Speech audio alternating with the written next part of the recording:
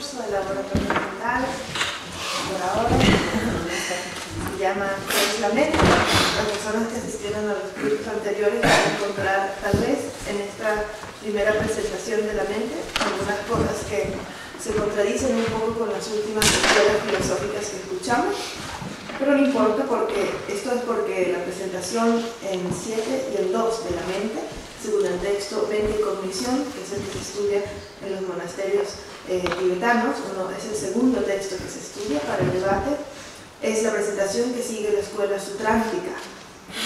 Entonces no es suatántrica y no es Chittamatra, tampoco es Madhyamika Prasangika.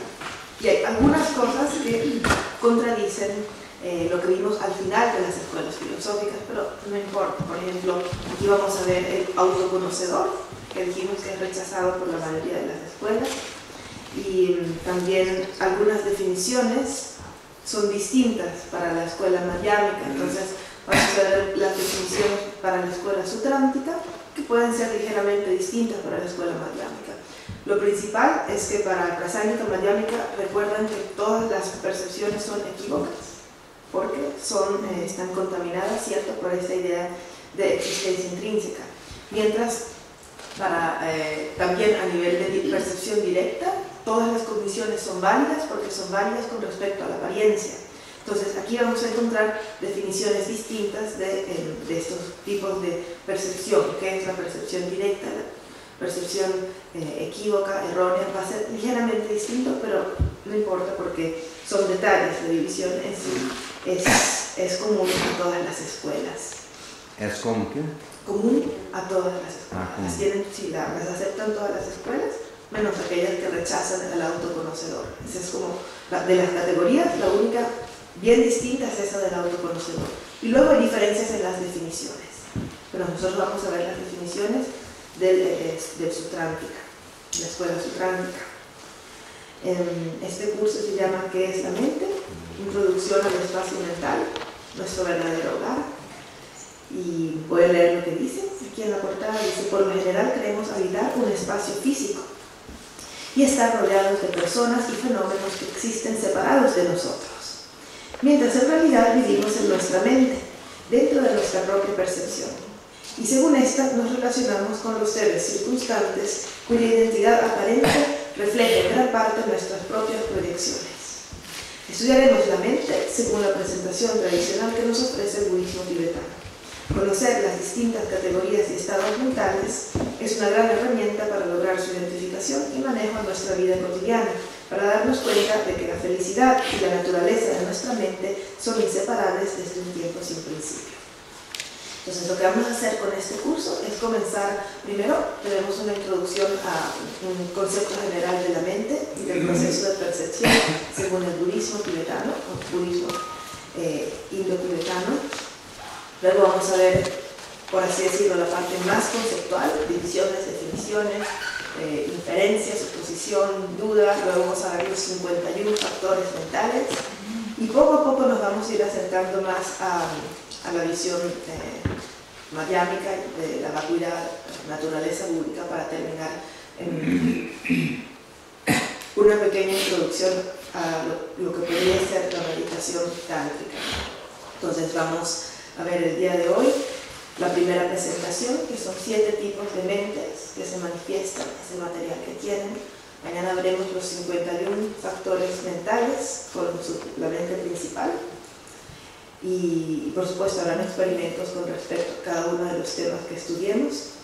Luego el tercer día se llama cosmología mental, como para el budismo tibetano los estados de conciencia definen el samsara, porque el samsara no es un lugar físico, son estados mentales.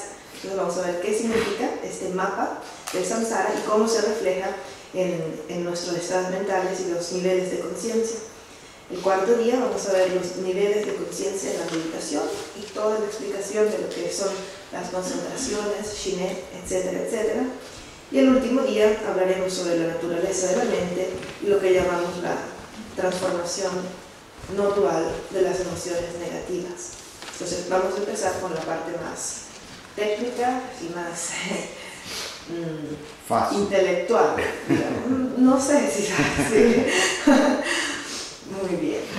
Entonces vamos a la primera página. ¿Cierto? La primera página podemos ver varios esquemas, varios dibujitos. El primero es como según la filosofía budista ocurre la percepción. Hay un objeto, la casita de siempre, que teníamos también en el curso anterior. Okay, hay un objeto. Entonces el objeto lo percibe una conciencia a través del órgano y su poder sensorial, que no es solamente el órgano, como el ojo, porque por eso aquí puso un ojo, sino también el poder sensorial, es decir, que el ojo está vivo y tiene la capacidad de ver. Esto es percibido directamente por una conciencia sensorial.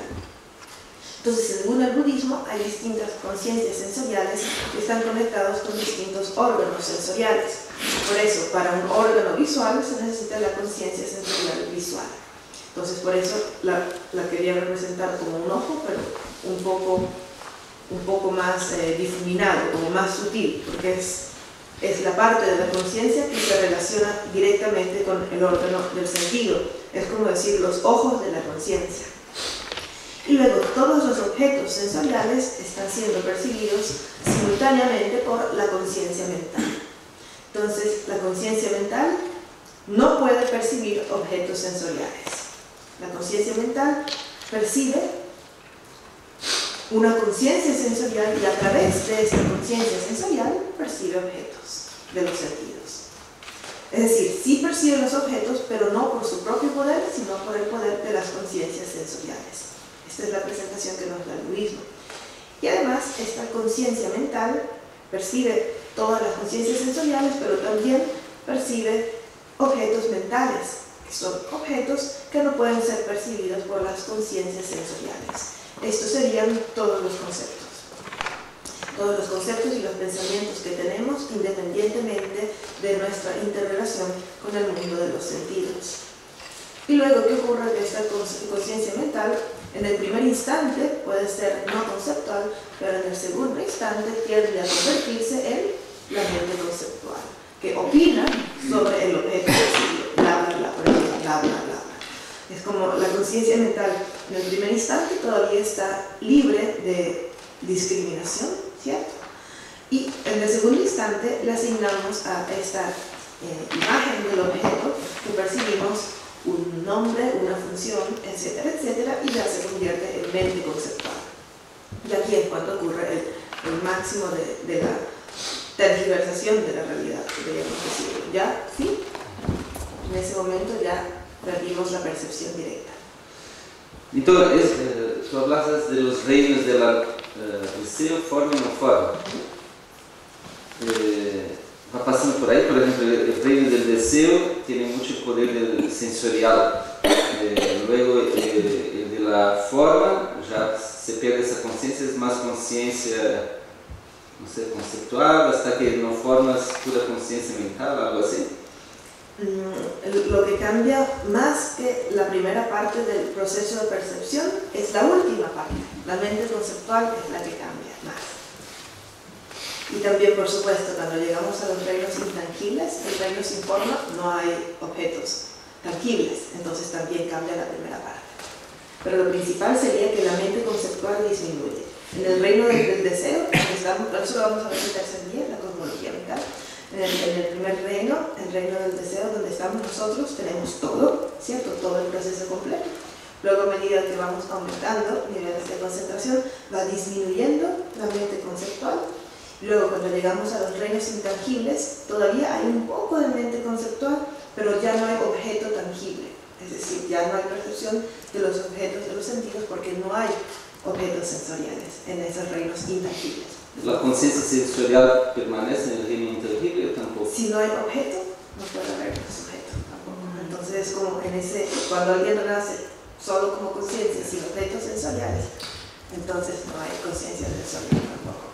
Por eso la definición de persona o de ser en general es cualquier ser, bueno, es lo que pasa es que en tibetano ser, luego usan otra palabra, pero nosotros solo tenemos ser. Sería kansa y kyeu, pero nosotros los dos los traducimos como ser. Entonces sería cualquier ser que está imputado sobre cualquiera de los 5 agregados. Es decir, podría ser solo conciencia, podría ser conciencia y cuerpo, podría ser conciencia, cuerpo y discriminación, sensación, etcétera, etcétera.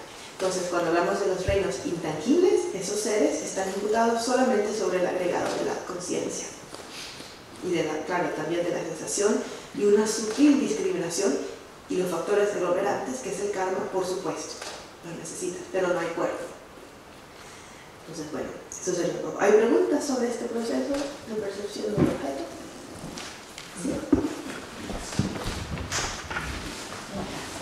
Com o tempo vamos discriminar isso aqui mais pormenores, verdade? Ou seja, a hora foi só uma abordagem superficial. Sí, sí, pero esta parte es bastante sencilla, ¿cierto? Objeto, el órgano lo percibe, el órgano está activado por su poder sensorial, va directamente a la conciencia sensorial, que es percibida por la conciencia mental, puede ser no conceptual en el primer instante y luego se vuelve conceptual.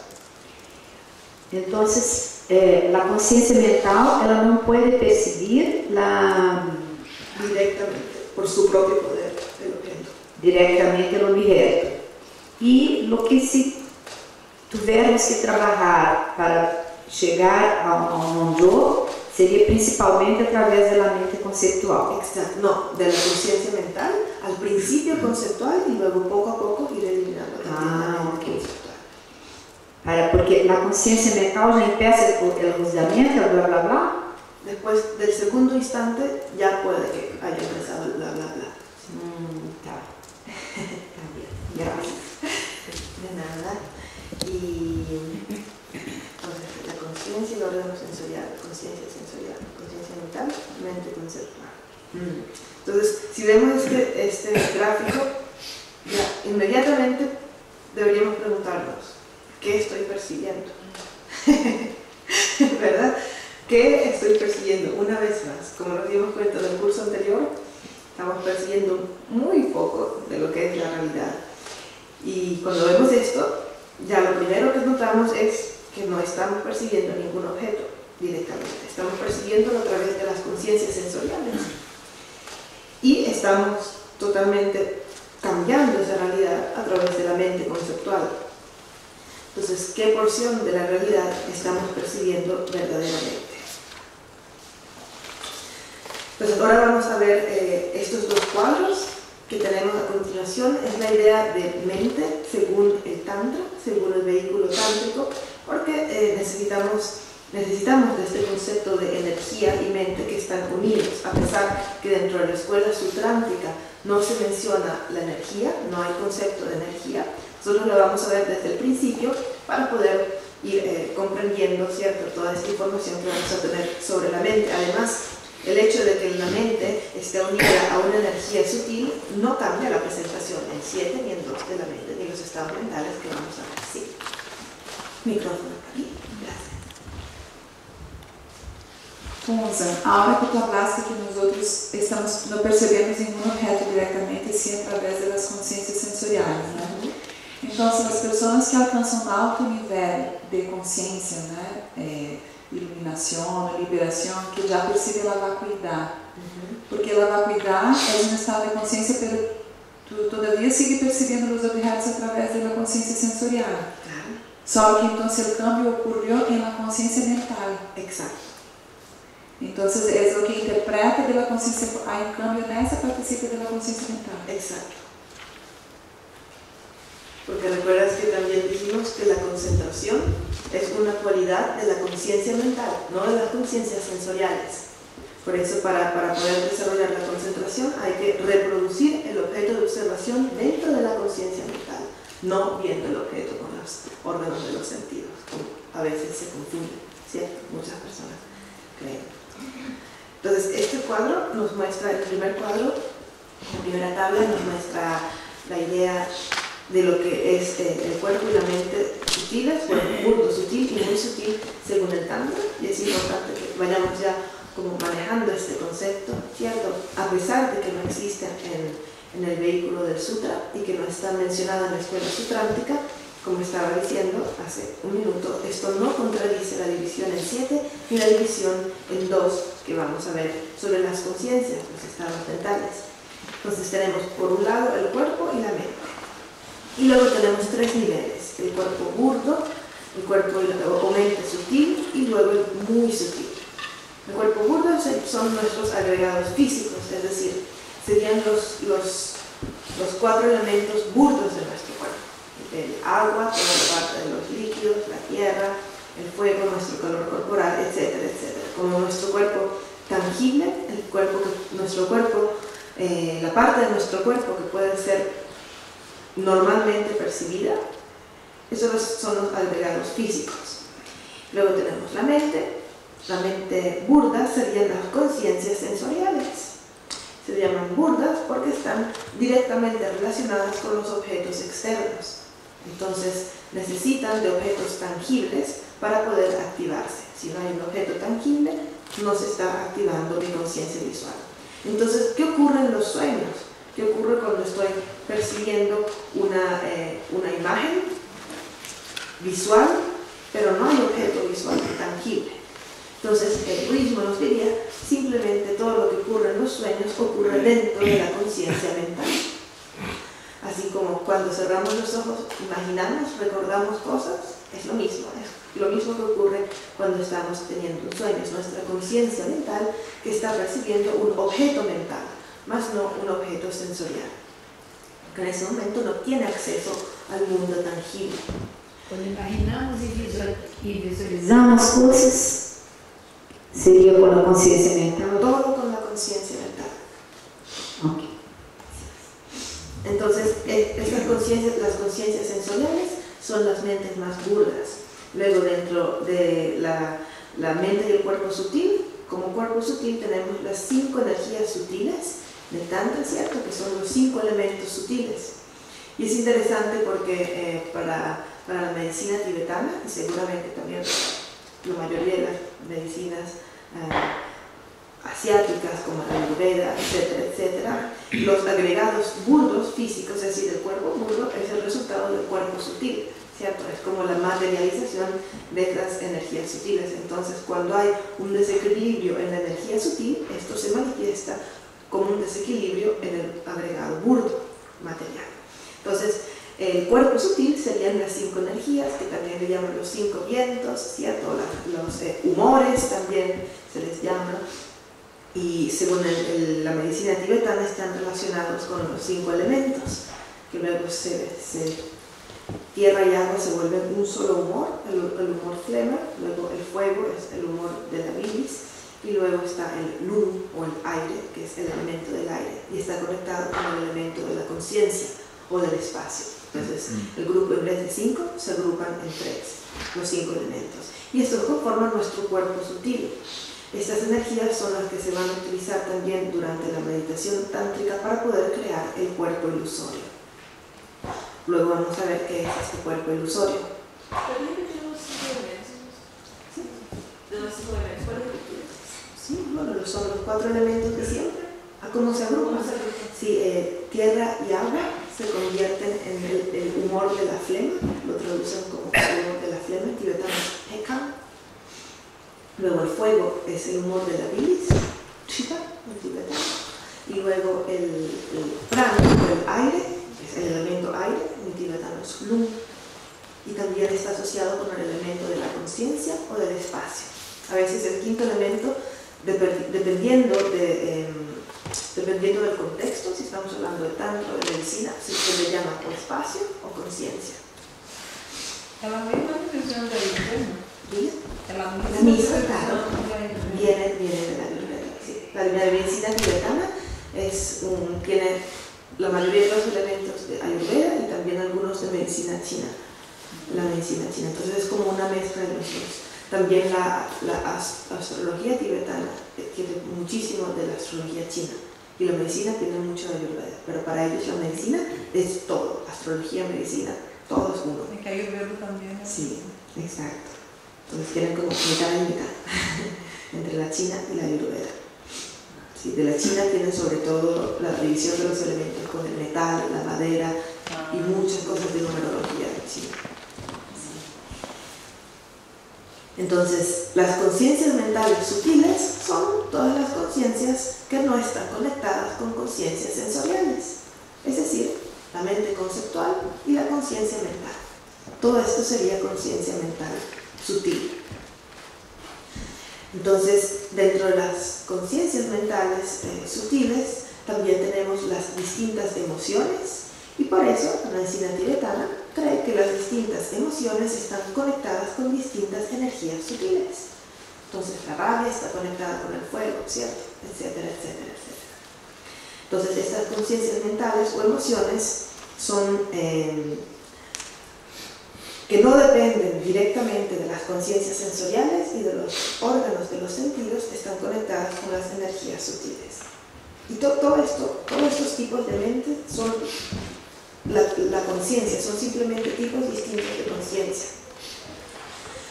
Luego tenemos el nivel muy sutil, ¿cierto?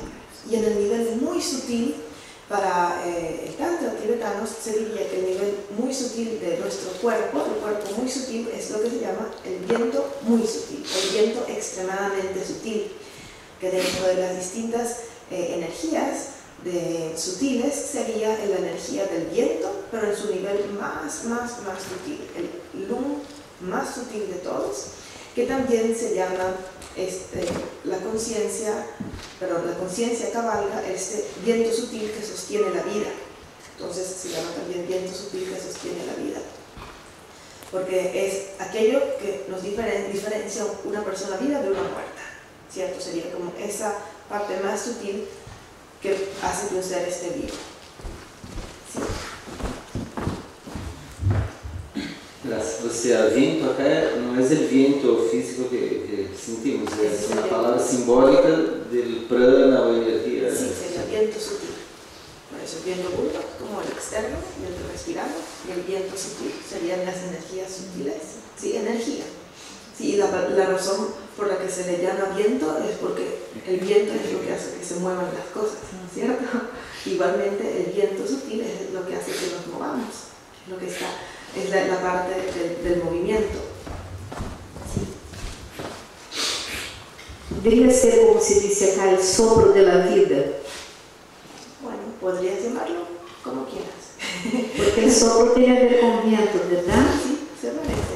Y ahí tal vez fuera eso, ese aumento, así como que... Como lo más sutil, la energía más sutil que diferencia un vivo de un muerto, digámoslo así.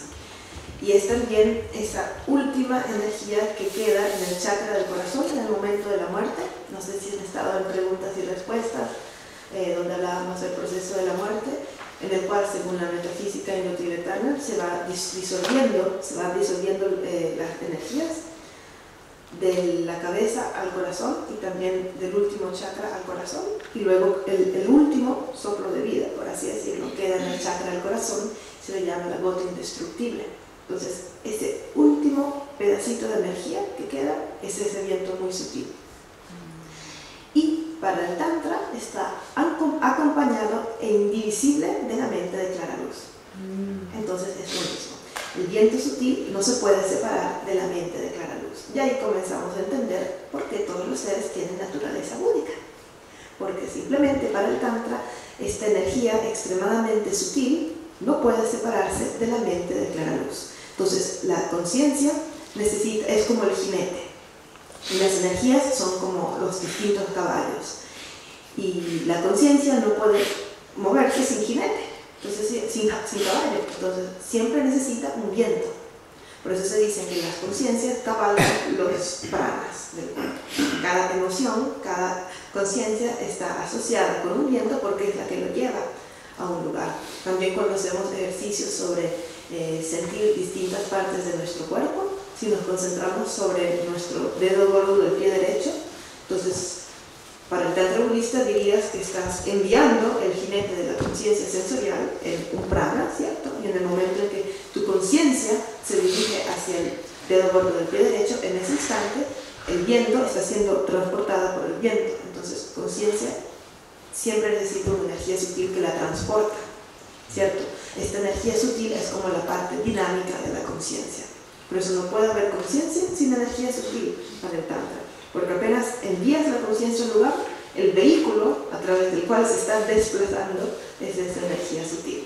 Y eso ya nos sirve de base para entender muchísimas cosas, ¿cierto? Entonces, Este viento sutil y la mente de clara luz son indivisibles para el Tantra, no pueden ser separados. Y según esta explicación vamos a ver las dos alas. Recuerdan que dimos el curso pasado las dos alas del vehículo Mahayana y teníamos bodhicitta y sabiduría, teníamos compasión y sabiduría como método y sabiduría. Para el Tantra, en lugar de bodhicitta tenemos gozo y vacuidad. Entonces esto es lo que cambia, la famosa unión de gozo y vacuidad, ¿cierto? El gozo supremo es lo mismo, método y sabiduría. Por el lado del método tenemos el gozo, que son las energías sutiles, porque las energías sutiles, en especial la energía sutil de la mente de clara luz, es de la naturaleza del placer. Y la vacuidad sería toda la parte de la sabiduría. Entonces dijimos que para el vehículo Mahayana se completa la acumulación de mérito a través de la práctica de las perfecciones impulsados por la compasión, ¿cierto? Compasión y bodhicitta, simbolizado por el Vajra. Mientras que la parte de la sabiduría, la acumulación de sabiduría, se completa percibiendo la realidad última y acumulando esta sabiduría que percibe la vacuidad, representada por la campana.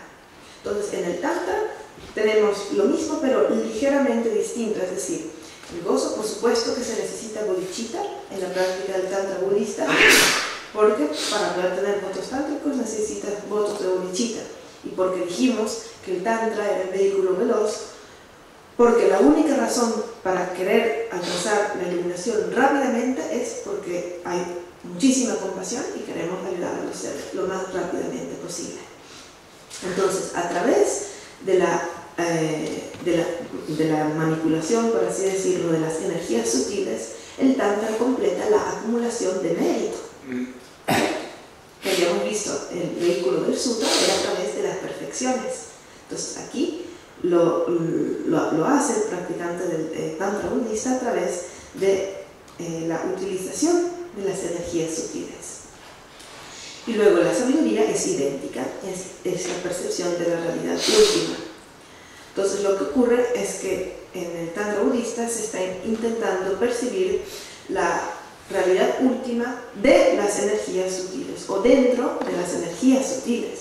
Entonces por eso es una acumulación mucho más rápida, porque están tratando de percibir las distintas energías a través de la visualización.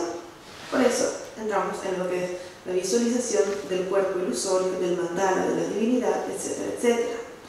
Entonces, la razón por la cual el Tantra tiene la explicación más satisfactoria de cómo se obtiene la iluminación es por precisamente esta última parte de la tabla, que el cuerpo de forma necesita una causa sustancial. Y la causa sustancial de los cuerpos tangibles del Buda son nuestras energías sutiles, es decir, nuestro cuerpo ilusorio. Este concepto no existe en el Sutra, en el Sutrayana.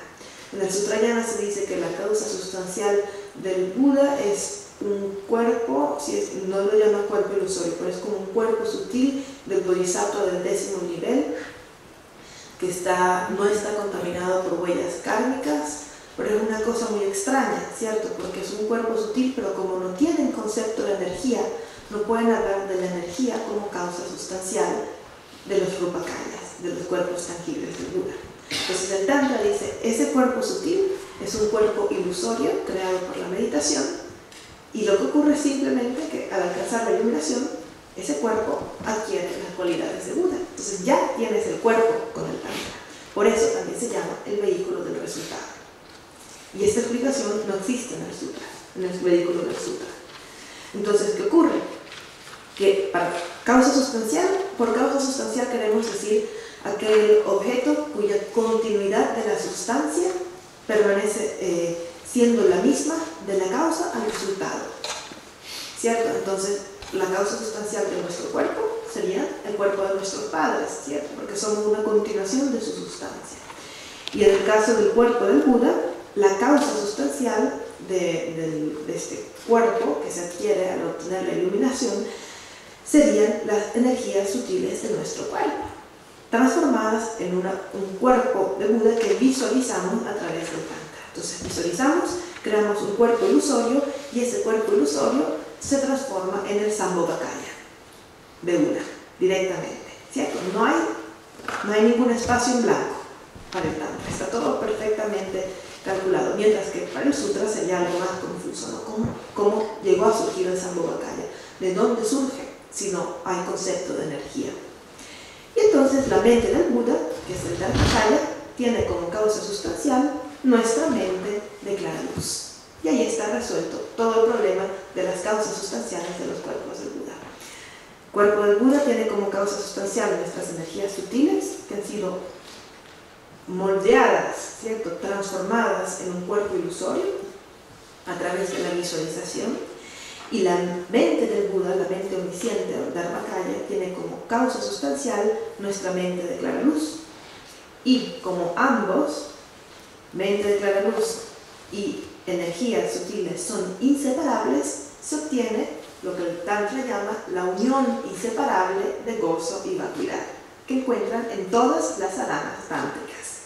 Esta es la famosa unión de gozo y vacuidad, porque la van a encontrar en muchísimas sadhanas si leen los textos de práctica, y que podamos alcanzar la unión indivisible de gozo y vacuidad, o Padmasambhava, unión suprema de gozo y vacuidad, Dharmakaya, que es la unión. Pero ¿qué es gozo y vacuidad? Es esto. La unión es divisible del prana y de las conciencias que están asociadas con esa energía sutil. Eso es todo. Por eso, también como argumento para decir que el Tantra es verdaderamente una enseñanza que viene del Buda, ese es el argumento que se utiliza, que tiene la explicación más satisfactoria del proceso de los 4 cuerpos del Buda, de cómo surgen los 2 o los 4 cuerpos del Buda. Entonces eso es lo que ocurre. Mente sutil con la energía sutil son inseparables, y esto sería la no dualidad última, porque si asociamos las energías con la realidad convencional y la vacuidad con la realidad última, ¿qué ocurre cuando son indivisibles el cuerpo y la mente?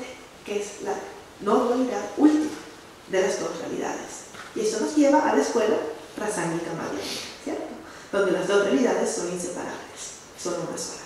Entonces el Tantra se basa en la escuela de la vía del medio, obviamente, porque busca esta unión suprema de las dos realidades, la realidad última y la realidad convencional. Entonces vemos, por la parte del método tenemos el gozo, que son las energías sutiles, realidad convencional, que nos hace completar la acumulación de mérito, que hace que surjan los cuerpos de forma, es decir, cuerpos tangibles del Buda, Rupakaya, que se dividen en Nirmanakaya, cuerpo de emanación, y Sambhogakaya. ¿Quiénes recuerdan las diferencias entre estos dos? ¿Alguien quiere decir la diferencia entre Nirmanakaya y Sambhogakaya? Nirmanakaya es el cuerpo de Buda, quando ele está, por exemplo, no ejemplo de Buda Shakyamuni dando enseñanza para monges que não são pessoas iluminadas ainda. E Sambhogakaya seria a palavra de como também um corpo, pero ele, na terra pura, passando enseñanza para bodhisattvas. ¿Sería eso? ¿No? Sí, sería justamente eso. El Nirmanakaya es el que está hecho de materia burda, ¿cierto?, que se puede percibir puede ser percibido por cualquier ser. Y el Sambhogakaya está hecho de energía sutil, por lo tanto solamente puede ser percibido por seres de muy avanzado nivel espiritual, como por ejemplo los que se encuentran en una tierra pura o se encuentran en altos niveles de concentración. Entonces estos dos cuerpos, Nirmanakaya y Sambhogakaya, pertenecen a la categoría cuerpos tangibles del Buda, por eso se le llaman los cuerpos de forma, Rupakaya. Kaya es cuerpo, Rupa es forma o materia, entonces cuerpos tangibles.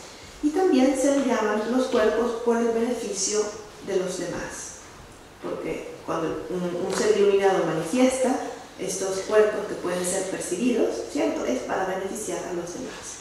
Mientras que el cuerpo de verdad, o Dharmakaya, se llama el cuerpo por el beneficio propio, porque solamente uno mismo puede percibir su propia mente, es decir, solamente el Buda puede percibir su Dharmakaya.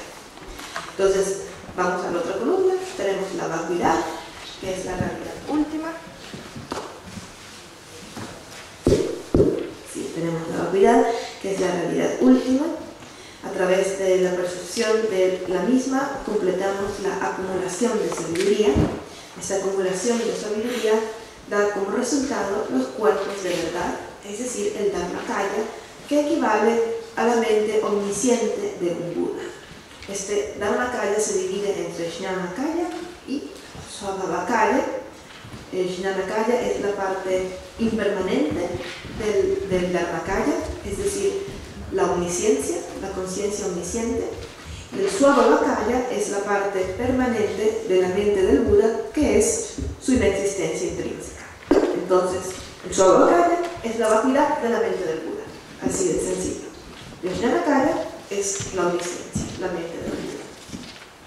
Y estos dos son inseparables. Por eso se dice también que el cuerpo del Buda es omnisciente. ¿Por qué? Es una energía sutil que no puede estar separada de la conciencia. Entonces, en los textos se dice que cada parte de la mente del Buda es omnisciente. La mano del Buda es omnisciencia. Pero eso es porque tiene que coincidir con la idea de que la conciencia y la energía sutil son inseparables. Entonces, por eso se dice que cada parte del cuerpo del Buda es omnisciente. Simplemente por eso, porque es inseparable la conciencia de la energía sutil. Sí, por allá hay una pregunta. Y yo creo que el volumen de este micrófono sube y baja, ¿no? Vamos a mirar.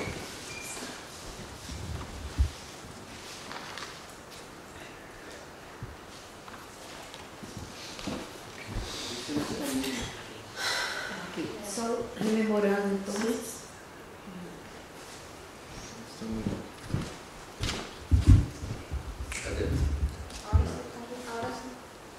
Claro, ahora está funcionando.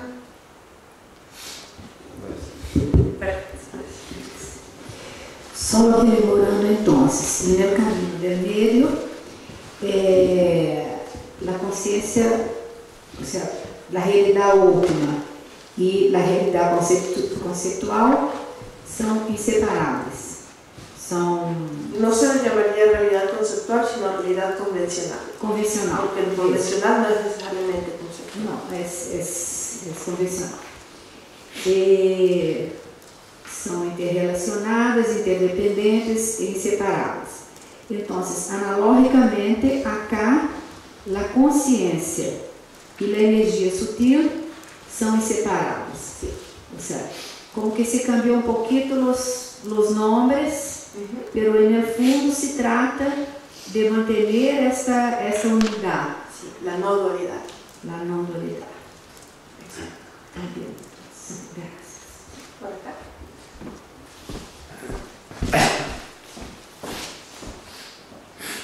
Si entendí bien, el cuerpo normal que tenemos, la energía sutil de él, tú dijiste que heredamos de nuestros padres. La energía sutil. O es el cuerpo, porque lo que El cuerpo burdo. el cuerpo burdo heredamos de los padres. Sí. Y la energía sutil de nuestro cuerpo burdo de los elementos. Para la metafísica indotibetana es como viene de la mente sutil que va como emanando distintas energías que se van volviendo más y más burdas. Entonces vendrían de la mente misma y de tus huellas kármicas.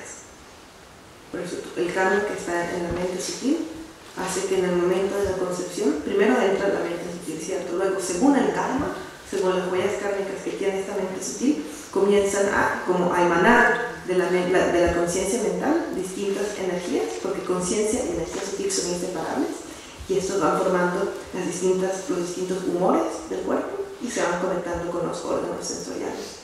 Entonces, si lo vemos desde este punto de vista, más o menos todo viene de la mente sutil. Y esto es lo que nos va a servir para el último día, para entender Por lo que entendí, los padres, a través del óvulo, del espermatozoide, la combinación genética va a depender de las huellas kármicas que vienen direccionadas. Bueno, todo va a depender del karma, obviamente, porque nacen de esos padres en primer lugar y no de otros. Y eso que se va a transformar en el cuerpo Sambhogakaya, esta energía sutil. Es la energía sutil. Sí, no el cuerpo burdo, porque el cuerpo burdo sería que está contaminado, por así decirlo. Porque hemos nacido ya con aflicciones, entonces nuestro cuerpo es el resultado del karma y las aflicciones, nuestro cuerpo burdo. Y las energías sutiles también vienen de una huella kármica, pero pueden ser purificadas. Mientras que el cuerpo sutil, el cuerpo burdo, ya es como un resultado en sí. Por lo que entiendo, una persona que no está iluminada y se ilumina en su vida se transforma en un Buda, su cuerpo burdo se transforma en Nirmanakaya. De eso hay distintas opiniones. Algunos dicen que la iluminación se obtiene solamente en el plano del Sambhogakaya. No puedes cambiar tu cuerpo físico. Entonces lo tienes como Sambhogakaya. Y luego vendrá el Nirmanakaya, que será emanado de tu Sambhogakaya. Entonces no tiene que ver, el Nirmanakaya no tiene que ver con el cuerpo burdo físico de No. Sí, por eso es otro nivel ya. Sí. Não sei se você já explicou, porque para mim não queda claro se há diferença entre mente e consciência, se é a mesma coisa. Ahora, justamente, mira, pasa la página y ve la primera definición.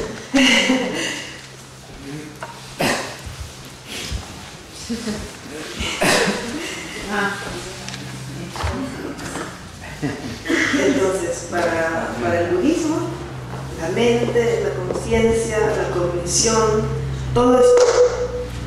Sí, está como acá. Sube el micro.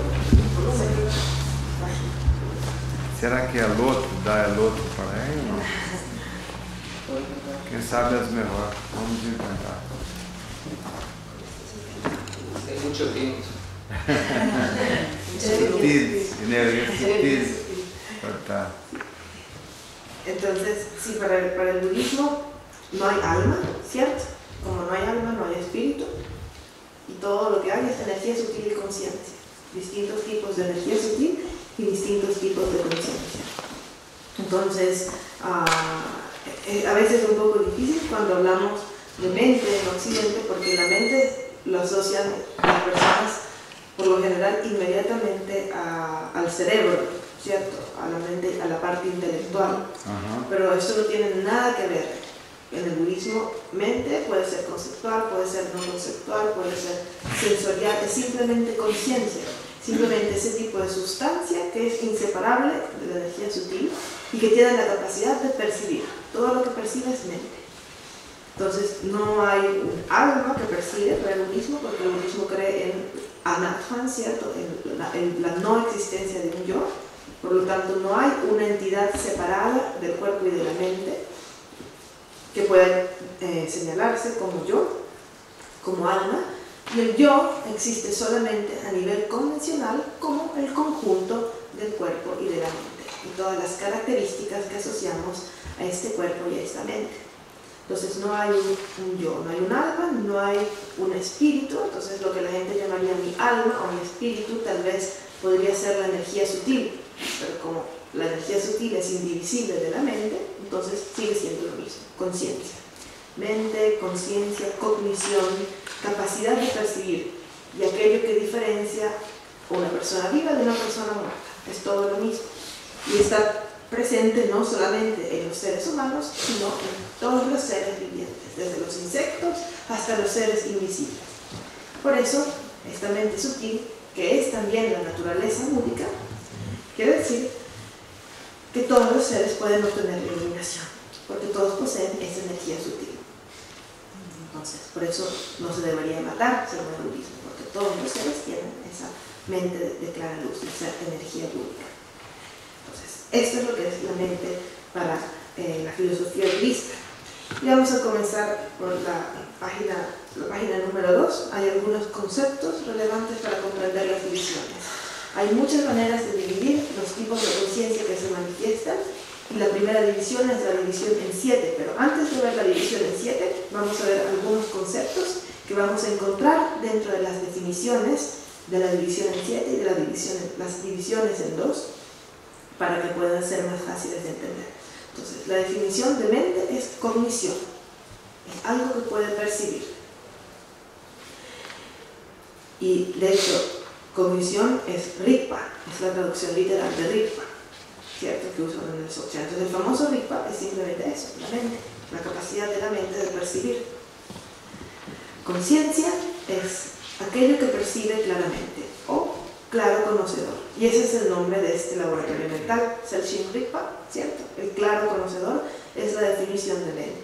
Quiere decir que la mente es clara, su naturaleza primordial es clara, a pesar de que está ofuscada o ensuciada temporalmente por los velos de ignorancia, no puede ser obstruida, ¿cierto? No puede ser contaminada porque su naturaleza es clara luz. Entonces está siendo temporalmente ofuscada, pero no puede ser contaminada. Por eso se le dice clara. La mente es un claro conocedor. Conocedor quiere decir cognición, que tiene la capacidad de percibir un objeto, es decir, que es un sujeto. Claro conocedor es la definición de mente. Mente, cognición y conciencia son equivalentes. Entonces todo es lo mismo para el budismo tibetano. Mente, conciencia, espíritu, todo es lo mismo. Luego tenemos condición. Esto es importante, hay distintos tipos de condiciones que necesitamos para que ocurra el proceso de percepción. Entonces, estas 4 condiciones están explicadas según, vamos a explicarlas según un objeto visual, una percepción visual. Entonces, imaginemos que estoy viendo la vela, ¿cierto? Voy a ver esa vela roja. Necesito las 4 condiciones para que ocurra la percepción. Como definición de condición tenemos ayudante, cooperante. ¿Por qué? Porque la causa de la percepción es mi karma, ¿cierto? Es siempre mi karma que me ha llevado a ese lugar específico, en este cuerpo específico, ¿cierto? En esta situación específica, como para que ocurra la percepción de la vela. Entonces, lo que nosotros en otro contexto llamaríamos causa, como la conciencia mental, lo vamos a llamar condición. Todas estas van a ser simplemente condiciones, porque la causa es siempre interna. La causa es mi karma, que me ha llevado a que ocurra esa percepción. Pero vamos a ver cuáles son las condiciones necesarias para que ocurra esta percepción. La primera se llama condición causal. Por ejemplo, respecto a la percepción visual, la conciencia misma, ¿cierto? El hecho de que tenemos conciencia es la condición causal para poder percibir. Por eso se le llama condición causal, porque sin esta no puede haber ningún tipo de percepción. Entonces, nuestra conciencia en general, la conciencia mental, por supuesto, es la condición causal del hecho de que yo estoy percibiendo una vela. Percibo una vela porque puedo percibir en primer lugar, ¿cierto? Luego, en segundo lugar, tenemos la condición del objeto observado, que es la vela. Si no hay una vela, no puedo percibir la vela.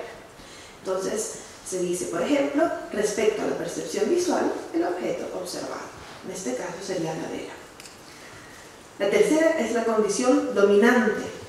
Esta condición dominante es el tipo de conciencia particular que me permite percibir ese tipo de objeto. Es decir, con respecto a la percepción visual sería la facultad visual. Si volvemos al esquema, este de la percepción sería este órgano sensorial y la conciencia sensorial, ¿cierto? Esto sería la condición dominante, el órgano que tiene el poder de percibir el objeto. Y luego tenemos la condición inmediata, que eso es un poco más sutil. Voy a leer lo que dice primero. Respecto aquí le falta una, respecto a una percepción visual en particular, el instante de conciencia visual inmediatamente precedente al primer instante de dicha percepción. ¿Se entendió?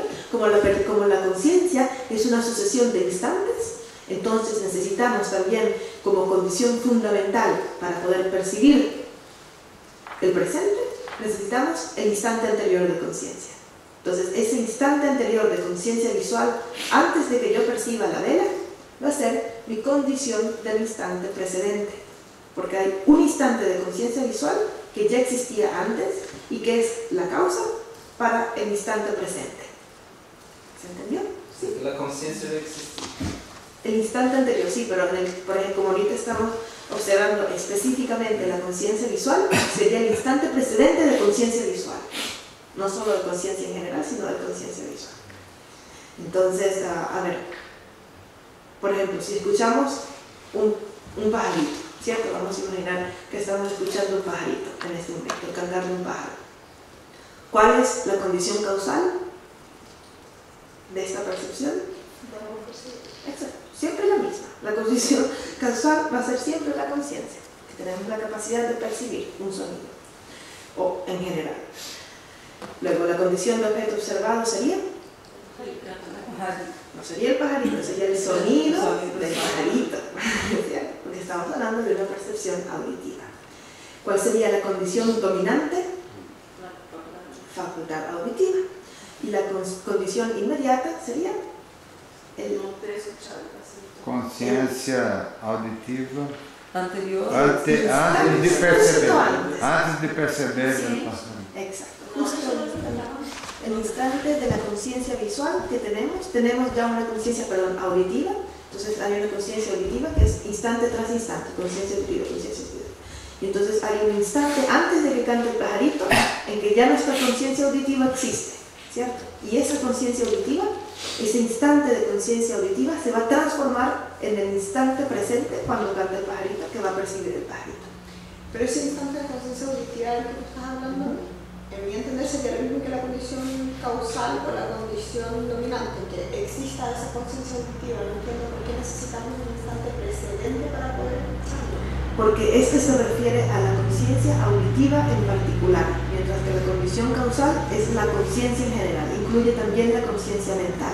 Y la condición dominante se relaciona con el órgano del sentido, la capacidad como el órgano sensorial, no la conciencia solamente, sino el órgano sensorial.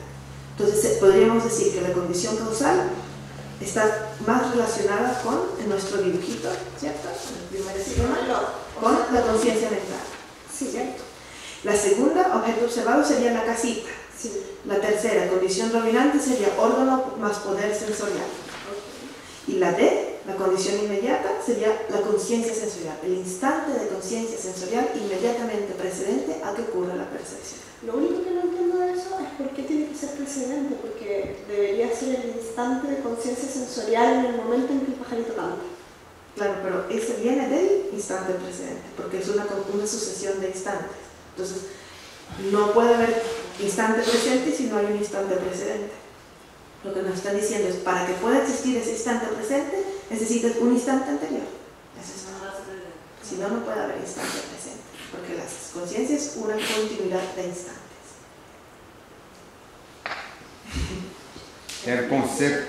El concepto más claro sería condición de la cognición, ¿no?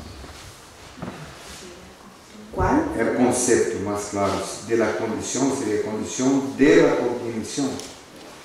¿De cuál condición? ¿De la inmediata? No, el nombre general. Había mente, conciencia y después condición. La condición de la cognición en general. Sí, claro, condición, porque todos estamos hablando del proceso de cognición. Quería preguntar algo.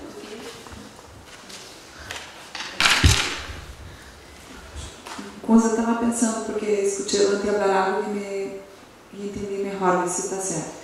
Esse momento, por exemplo, o pajarito estava cantando. Eu só pude escutar que ele estava cantando porque no instante anterior havia silêncio. Ou era porque no instante anterior o pajarito já estava cantando, pero eu não percebi. Si no lo estabas percibiendo, si no te has dado cuenta, igual lo estabas persiguiendo porque estabas teniendo una percepción no acertada, que creo que es la quinta categoría, lo vamos a ver luego. Si antes el pajarito no estaba cantando, entonces no lo estabas persiguiendo y tampoco estabas acertando. Entonces podrías estar persiguiendo sin acertar o persiguiendo y acertando el canto del pajarito. Pero el instante anterior de conciencia simplemente quiere decir que hay una conciencia auditiva que es en la cual te vas a enfocar en el momento en que percibes el canto del pajarito. Entonces, siempre está presente, pero no estás enfocada. Por ejemplo, ahorita estás enfocada en mí, que estoy hablando, pero estás viendo montones de formas y de colores a tu alrededor, tienes sensaciones físicas, hay olores, hay de todo, pero no estás enfocado en ellas, ¿cierto? Pero no importa, no estás percibiendo. Para que pueda existir el primer instante de percepción sensorial, tiene que haber una continuidad, eso es una continuidad de la conciencia sensorial. Entonces, ese instante viene de un instante anterior, del mismo tipo de conciencia sensorial. Y eso es lo que se llama condición inmediata. Está relacionado al foco que yo decido poner en el momento de escuchar eso. No exactamente, porque puedes escucharlo sin estar consciente de que lo estás escuchando, y ahí también se está cumpliendo la condición inmediata. porque ya tienes una conciencia sensorial que está lista para escuchar algo. Entonces la condición inmediata siempre está, solo que no tenemos conciencia de eso. Claro. O sea, las 4 condiciones siempre están. Sí, las 5, 6. Vamos, subir.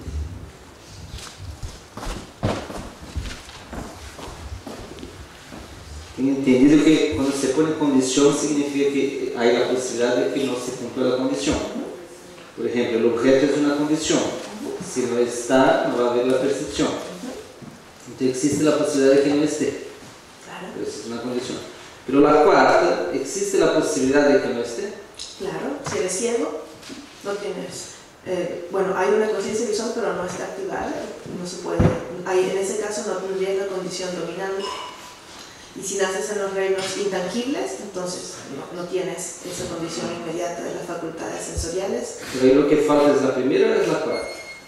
Si eres ciego, faltaría la tercera, porque falta la facultad, el órgano del sentido con la facultad sensorial. Ahora, ¿puedes darme un ejemplo donde falta solo la cuarta?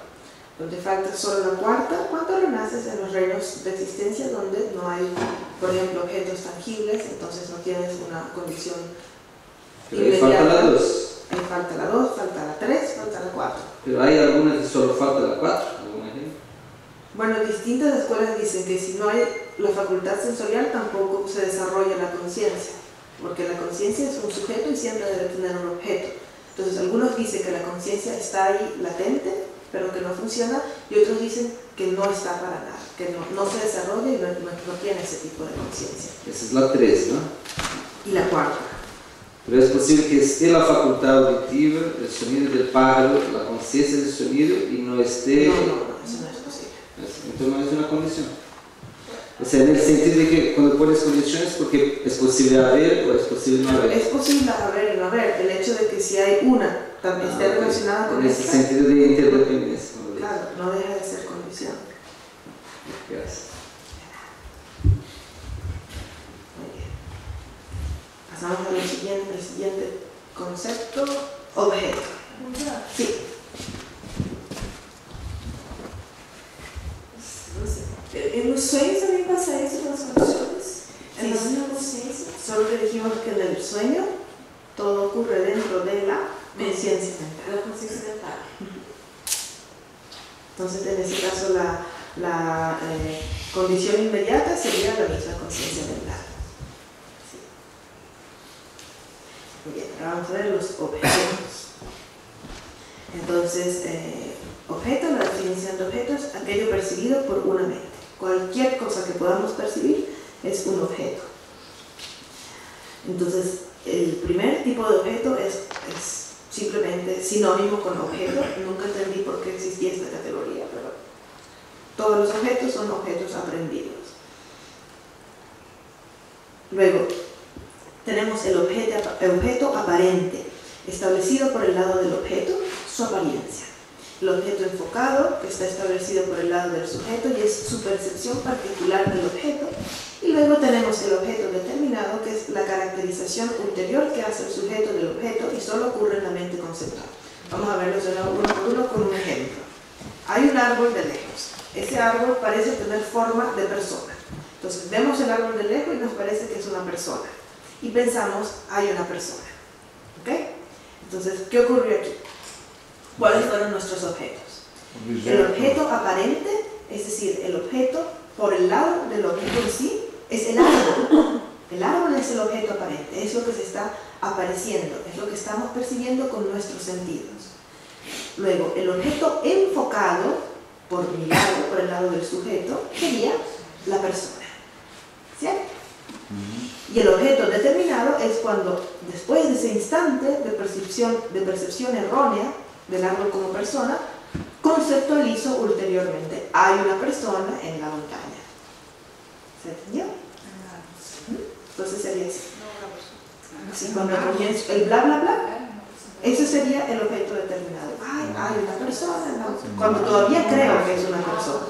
Todavía creo que en ese instante hay una percepción. En el primer instante no es conceptual, pero ya en el segundo, cuando pienso, hay una persona, ya ahí se volvió conceptual. Y ya la persona se vuelve mi objeto determinado.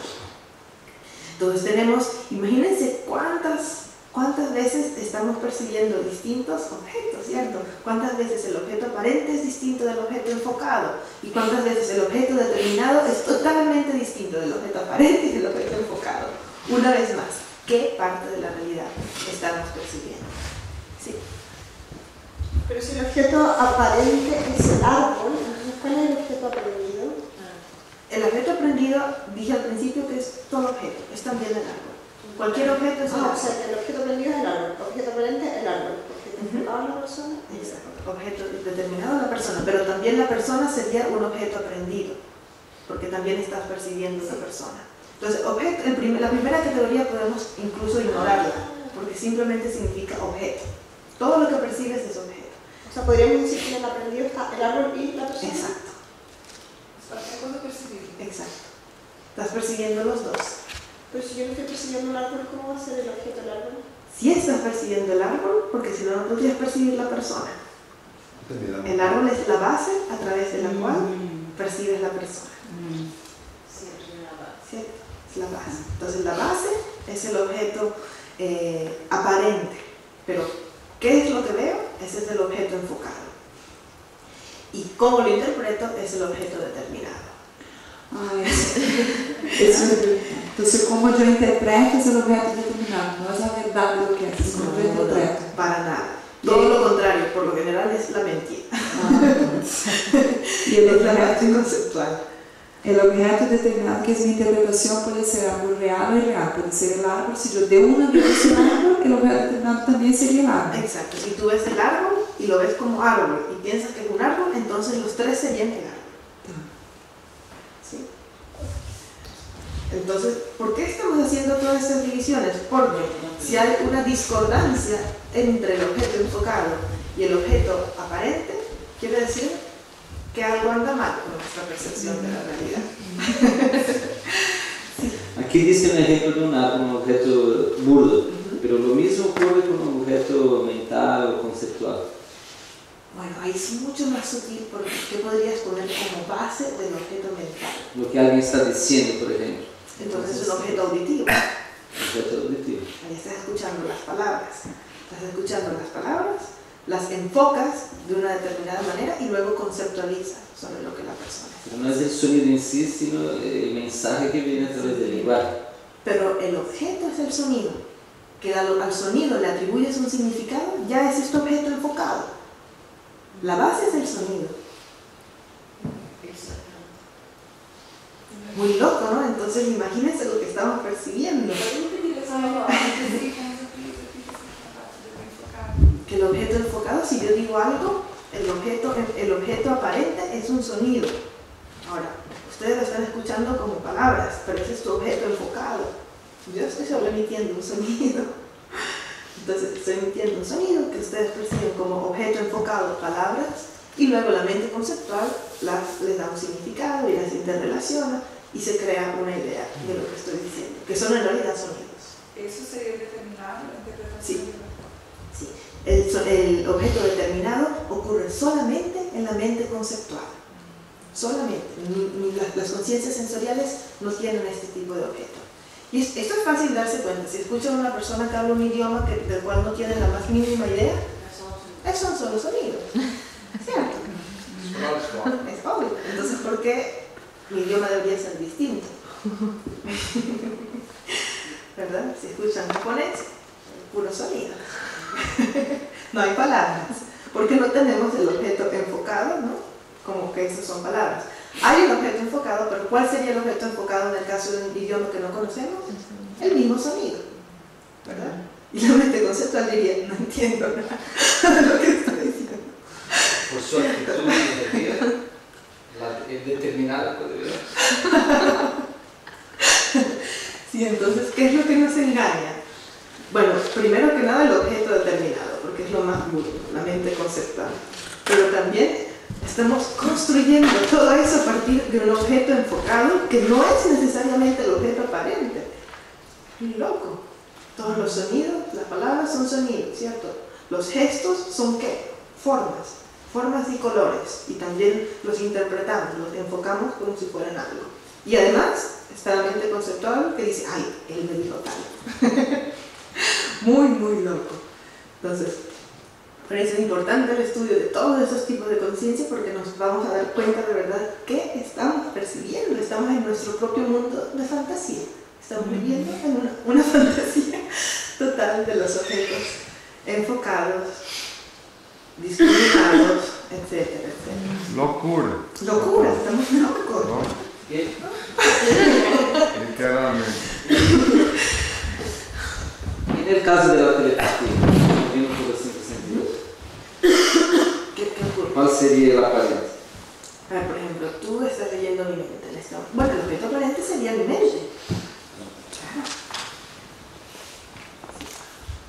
Justamente eso que acabas de decir es uno de los debates que hay, porque como ejemplo de percepción mental se propone siempre la clarividencia que percibe la mente de los demás, es decir, la telepatía, que es uno de los tipos de clarividencia, y ese es el que siempre proponen como ejemplo de la conciencia mental percibiendo directamente con otro objeto mental.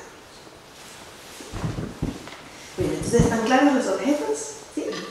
Entonces, la percepción directa de la vacuidad debería ser que el objeto aparente, enfocado y determinado son todos la realidad última, y no hay discordancia entre los objetos.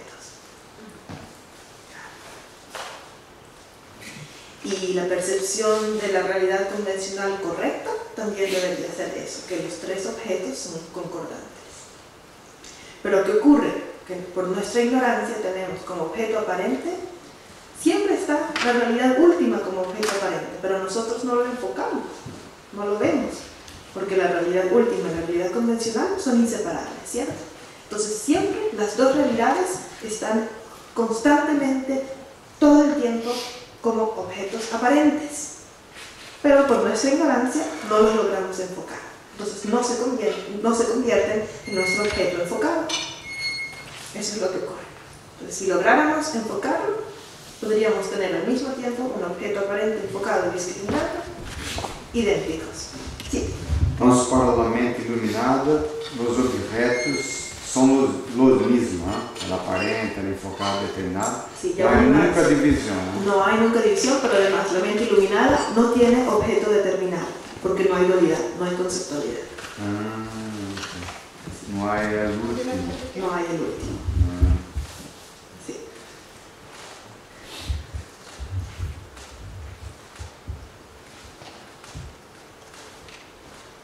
Ok. Entonces, el siguiente concepto es cognición determinativa, y es cualquier mente que discrimina a nivel conceptual. Por eso el objeto determinado viene de la cognición determinativa. Están conectados. Objeto determinado, cognición determinativa. Luego tenemos el autoconocedor, que es este tipo de mente bien raro que propone la escuela sutrántica, pero recordemos que es refutado por las demás escuelas. Ellos dicen que el autoconocedor es una conciencia que está percibiendo la mente que está activa en ese momento, ¿cierto? Entonces percibo la vela, mi conciencia mental percibe la conciencia sensorial que percibe la vela, y también el autoconocedor percibe todas las mentes que se están activando en ese momento. Y los tipos de autoconocedor son de una cognición válida, es decir, de una percepción directa, no conceptual, del segundo instante, que es subsiguiente, y una no acertada. Pero esto lo vamos a ver luego, vamos a saltarlo ahorita porque tenemos que explicarlo uno por uno: válido, subsiguiente, no acertada, etc. Percepción aparente o falsa percepción directa. Esos son algunos tipos de percepciones que parecerían ser verdaderas o correctas, pero que técnicamente no lo son, justamente porque hay una discrepancia entre el objeto aparente o el objeto enfocado o el objeto discriminado o determinado.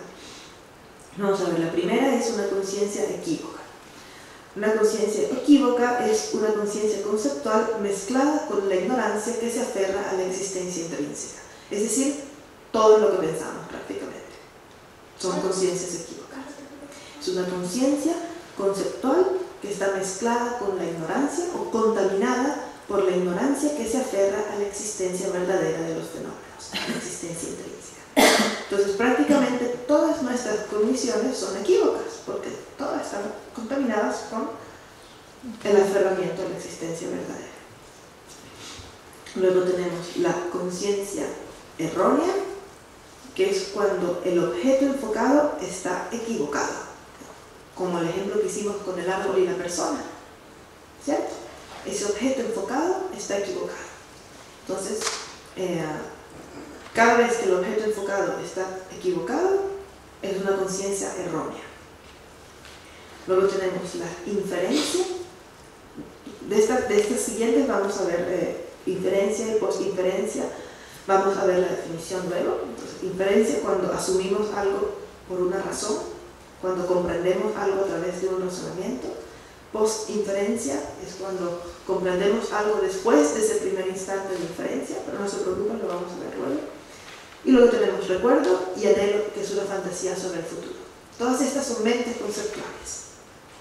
Mentes conceptuales que aparentemente son correctas, pero que en realidad no son correctas, o porque su objeto enfocado es incorrecto, o porque están contaminadas con la existencia verdadera. Y todas estas son conceptuales. Luego tenemos una última percepción aparente, no conceptual, que es la falsa percepción que surge a través de los órganos sensoriales. Por ejemplo, tenemos un problema en los ojos y vemos manchas en el objeto, pero es porque tenemos un problema en el ojo. Entonces, eso también sería una percepción aparente. En el caso de las percepciones distorsionadas que vienen debido a un defecto de los órganos de los sentidos, les decimos que son no conceptuales. En ese primer momento no estamos conceptualizando, nos llega si tenemos un problema en el oído y escuchamos zzz, entonces eso es no conceptual, porque eso es lo primero que escuchas. Luego puedes conceptualizar sobre la percepción, pero esa primera sensación, esa primera conciencia sensorial está alterada por un defecto del órgano del sentido. Entonces, todo lo que tiene que ver con problemas en el oído, problemas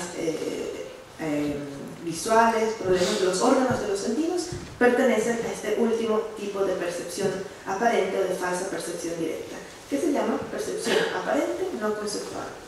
En los debates siempre ponen falsa percepción de las miodesopsias, estas partículas flotantes. Saben que algunas personas tienen como rayada, creo que es la córnea, algo así, entonces que se ve como una rayita que sube y que baja al mover el ojo, el cristalino tal vez. Bueno, yo no sé, debe decir. Pero ese es el ejemplo que pone. También las cataratas las ponen como ejemplo de una percepción errónea no conceptual. Sí. Entonces, bueno, solamente al ver estos tipos de objetos ya tenemos mucho sobre qué pensar sobre nuestra percepción, ¿verdad? Que estamos percibiendo de los demás. Cuando alguien nos cae mal, ¿cuál es el objeto aparente? ¿Cuál es el objeto enfocado? ¿Cuál es el objeto discriminante? ¿Y concuerdan o están totalmente discordantes? Sí. Era justo sobre isso que queria saber, porque se de uno para uno mesmo, a coisa já está bem desfocada, ¿verdad? Imagínate entonces de uno para el otro y imagina isso en términos de conviver, ¿no? Entre sí. Un desastre. Okay. Entonces la solución. Solución. Te pregunto. La solución. Sí. Al começar o curso. ¿Cuál crees que sería la solución? Yo imagino que la primera es siempre a partir de uno mismo. O sea, uno mismo empezar a tener los cuatro bien alineados hasta que no precise del último, ¿verdad? Claro, pero es bien difícil porque tenemos una mente conceptual y porque siempre, por lo menos cuando percibimos una persona, nuestro objeto enfocado es siempre distinto del objeto, el objeto aparente, porque no podemos percibir la totalidad de la persona, estamos solamente percibiendo una parte de la persona. Entonces, tal vez parte de la solución sería recordar esto siempre, en primer lugar. Que el otro es un Buda en potencial. Y que el otro es un buen potencial. Y que nosotros también, Y o sea, nosotros porque senão Y que vamos todos- estar nos culpando todo el tiempo. Y que todos los problemas, que todos los problemas es porque hay una discrepancia entre el objeto aparente y el objeto enfocado. Es subjetivo lo que estoy percibiendo. Todos los problemas. Todos los problemas interpersonales. Sí, por acá, no, sí. Esse o autoconhecedor que vai a hablar todavía? Sí. Ok. O tal vez lo borré, no me acuerdo, es que como es. Porque de toda maneira é como o conceito de auto-observador. No, Ah, não. no, es distinto porque es como una conciencia que está presente todo el tiempo en todas las conciencias que observan las conciencias. Eso es todo. Cualquier conciencia que surge está como acompañada por un autoconocedor que lo percibe. Ah, ok. Eso es lo que dice. Como un adjunto de la conciencia. Sí. Un iluminado, un Buda, no tiene la mente conceptual, o sea, no conceptualiza, o tiene la mente conceptual pero no se apega, no se identifica. No tiene mente conceptual, porque la mente conceptual, por definición, percibe de manera errónea el objeto aparente.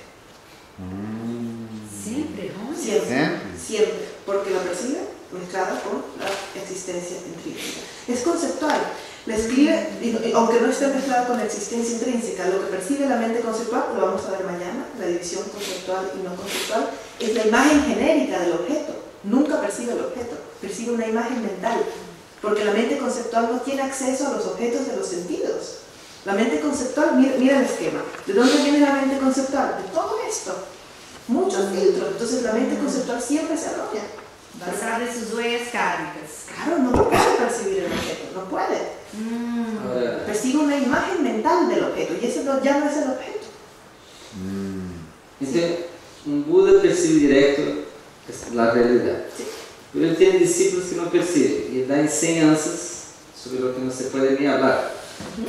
Entonces, hay iluminados que yo sé que no hablan nada o hablan cosas que parece que no tienen sentido y todo, pero hay iluminados que van conduciendo, y me parece que Buda va dando como explicaciones lógicas que va conduciendo la mente. No está usando la mente conceptual para hacer esta explicación lógica. Técnicamente el Buda no tiene mente conceptual, pero lo que dirían, si lees las escrituras, dirían que tiene el poder de la palabra iluminada. Entonces, él dice algo y a ti te llega como conceptos porque es lo que necesitas. Porque la palabra iluminada del Buda hace que el mismo sonido llegue de distintas formas a distintos seres según sus necesidades. Entonces, algunos necesitarán un concepto, entonces se transforma en concepto. Pero el Buda sí no tiene ese Puede ser que el Buda simplemente dice Exacto. Exactamente. Ficou bravo comigo.